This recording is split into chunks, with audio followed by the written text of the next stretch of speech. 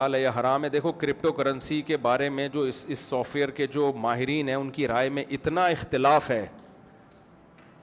پہلے میں نے فتویٰ دیا جائز ہے, ان سے ہمارا رابطہ ہوا, انہوں نے ہمیں پورا سمجھایا ایسے ہوتا ہے ویسے, ہم نے کہا تو جائز ہے, میں نے فتویٰ دے دیا جائز ہے.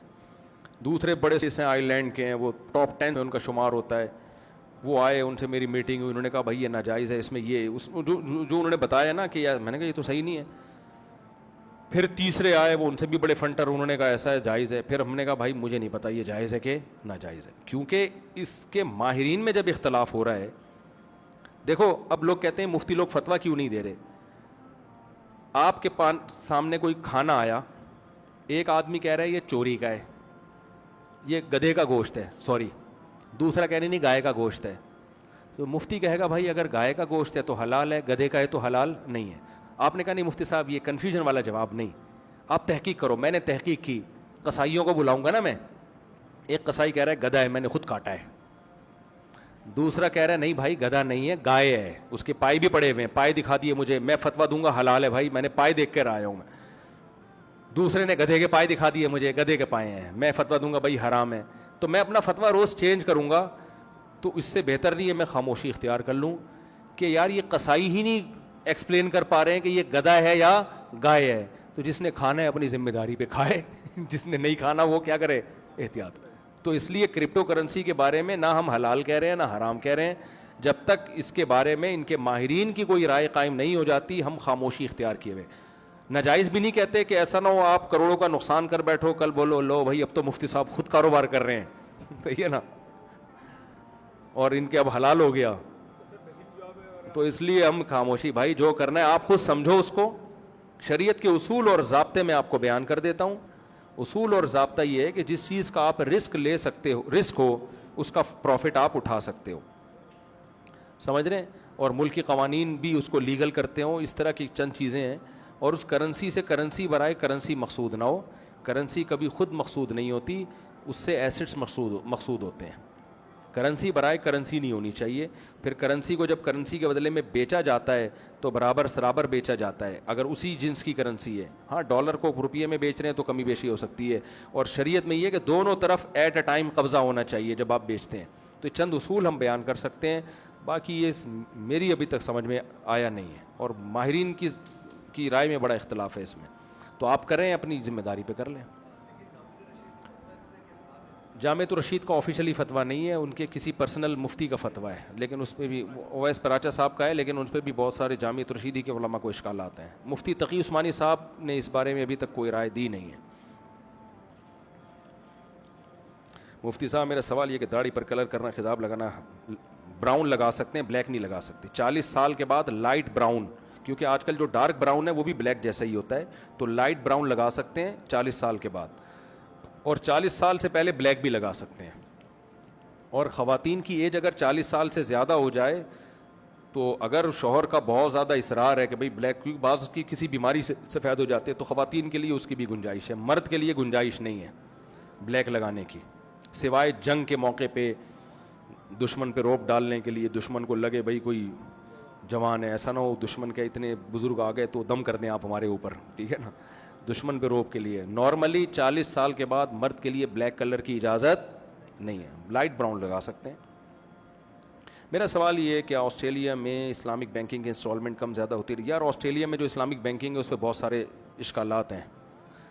مجھے کسی نے بتایا کہ وہ ڈاؤٹ ہے اس میں, ڈرامے بازی ہے اس میں, بینکنگ ہے نہیں. اب مجھے حقیقت معلوم نہیں ہے, تو جب تک میں پراپر وے میں اس کی تحقیق نہ کر لوں میں آسٹریلیا میں جو بینکنگ چل رہی ہے اس پہ فتویٰ نہیں دے سکتا کچھ. کیونکہ جب سے اسلامک بینکنگ آئی ہے نا تو کچھ لوگ اپنے منجن بھی بیچنا شروع کر دیا اسلامک بینکنگ کے نام پہ. اس کی نگرانی کون کر رہا ہے, کیا کیسے ہو رہا ہے, صرف ٹوپی ڈرامہ تو نہیں ہو رہا, پریکٹیکلی ایسا ہو بھی رہا ہے, بڑا مشکل کام ہے. تو اس لیے میں کوئی ذمہ داری نہیں لیتا اس کی. دیکھیں گھر لون پہ مورگیج پہ لینا جائز نہیں ہے, کیونکہ سودی قرضہ ہے وہ. شدید مجبوری ہو تو جائز ہے. شدید مجبوری کسے کہتے ہیں؟ شدید مجبوری اسے کہتے ہیں کہ رینٹ پہ مل ہی نہیں رہا ہو,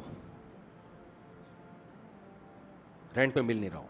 مثال کے طور پر ایک صاحب مجھ سے ملے, ان کے پشاور کی فیملی تھی, 6-7 بچے تھے ان کے, وہ رہتے ہیں اٹلی میں. کہہ رہے ہیں ہمیں کوئی رینٹ پہ گھر دے ہی نہیں رہا, کیونکہ وہ کہہ رہے ہیں ہمیں چھوٹی فیملی چاہیے. تو پھر ایسی مجبوری میں اب روڈ پہ تو نہیں رہ سکتا نا انسان, تو ایسی مجبوری میں गुंजाइश है, लेकिन जब तक आप रेंट पे रह सकते हो तो आपके लिए मॉर्गेज पे घर लेना जायज़ नहीं है।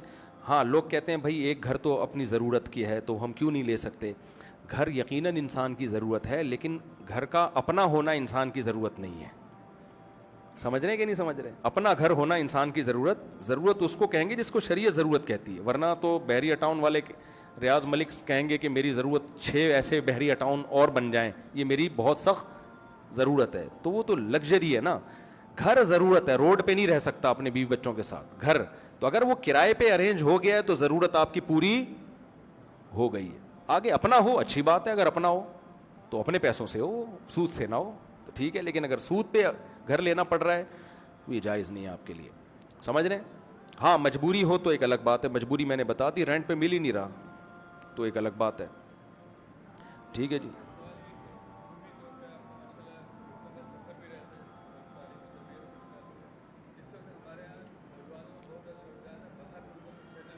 जी, बाहर मुल्कों में सेटलमेंट को मैं तो नहीं पसंद करता। वजह उसकी ये है कि बहुत टेंशन वाले हालात होते हैं बाहर मुल्क में जाके, और पाकिस्तान के हालात अभी अच्छे होने भी लगे हैं। आप मायूसी से निकल जाएं। हम लोगों ने इतना नेगेटिव सोच लिया है। अभी देखो डॉलर 278 या 279 पे आके रुक गया है। अब किसी से भी बात करो यार, एक अच्छी खबर है, इतने अरसे तक रुक गया, लोग कहते हैं अबे ये तो मसनूई है। अब ना लोग ऑटो पे सेट हो गए हैं, नेगेटिविटी में ऑटो पे कोई बटन दबा के चला गया है हमारा। ये मसनूई नहीं है, जो अंदर की खबर है ना। मैं एक मशहूर आदमी हूं तो जाहिर है हर तरह के लोगों से उठना बैठना होगा ना हमारा। क्या ख्याल है? हर तरह से। मैं रिक्शे वाले के पास भी बैठता हूं और बड़े बड़े ब्यूरोक्रेट्स हैं, उनसे भी हमारी गपशप होती है। हर तरह के लोगों से मिलते हैं हम लोग। तो डॉलर असल में 278 या 280 चल रहा है मेरा ख्याल है, असल में और नीचे आ चुका है। इसको यहां रोका गया है कि एकदम से नीचे आने में भी बहुत सारे नुकसानात हैं, वरना डॉलर बहुत, हमारी करेंसी पहले से बहुत ज़्यादा स्टेबल हो चुकी है। बिजली का बिल 7 रुपए जो कम किया गया है, अब लोग इस पे भी बातें कर रहे हैं अबे ये सब ड्रामा नहीं है, ये वाकई में सस्ताई हुई है, सच्ची मुच्ची की सस्ताई है ये।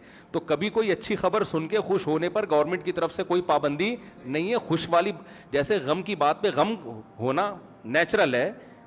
बहुत सारे गम हमने पाकिस्तान में देखे। मुझे याद है मैंने GTO 125 रखी हुई थी कावासाकी में, पेट्रोल बहुत डलता था। मैं एक दिन गया तो पेट्रोल ही महंगा हो जा रहा था, नवाज शरीफ की हुकूमत थी, फिर महंगा हो गया। मैंने कहा ये क्या है यार, जब आओ 5 रुपये महंगा।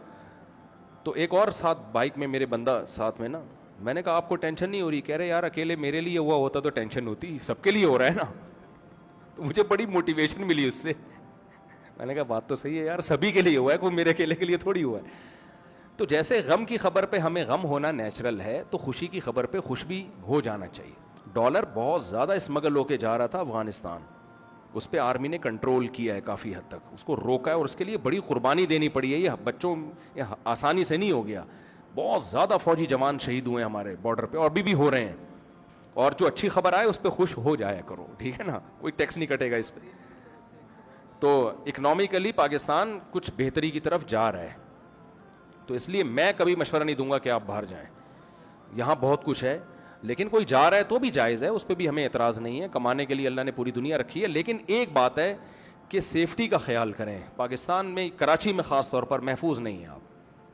जो डाकुओं का राज है और ये जो कुछ हो रहा है ना, इसमें अगर आप सिक्योर होना सबसे पहले ज़रूरी है। अगर कोई अनसिक्योर है तो फिर तो निकले भाई, वो बाहर जाए वो, क्योंकि ऐसे क्या फ़ायदा, आपने पैसा कमाया, कोई डाकू लूट के ले गया।